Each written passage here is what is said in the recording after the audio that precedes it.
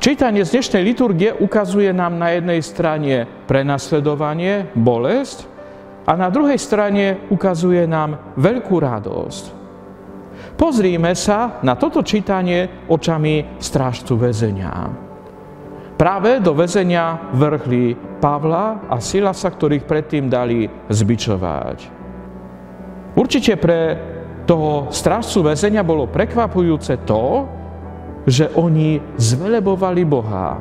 Napriek tomu, že boli zbičovaní, že boli prenasledovaní, oni zvelebovali Boha, spievali mu žalmy, spievali mu chválospevy. A dokonca ukázalo sa aj zemetrasenie, vďaka ktorému všetci väzni ocitli sa voľní, slobodní. A preto pýta sa Pavla a Silasa ten strážca väzenia: Pani, čo mám urobiť, aby som bol spásený?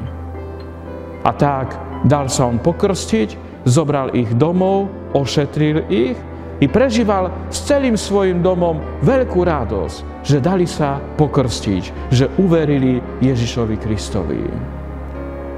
Pani Ježišu, prosíme ťa, naplňaj naše srdcia svojou vrúcnou láskou. Tak, ako si otvoril srdce Lidie, aby počúvala Tvoje slovo a dala sa pokrstiť, otvor aj naše srdce, aby sme s radosťou počúvali Tvoje slovo. Daj nášmu srdcu odvahu, aby sme my, ľudia 21. storočia, vydávali odvážne svedectvo o Tvojej láske.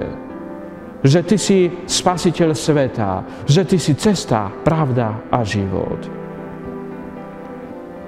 Pani Ježišu, prosíme ťa, daruj nám svoj pokoj, naplňaj naše srdcia svojimi milosťami, aby sme my, kresťania 21.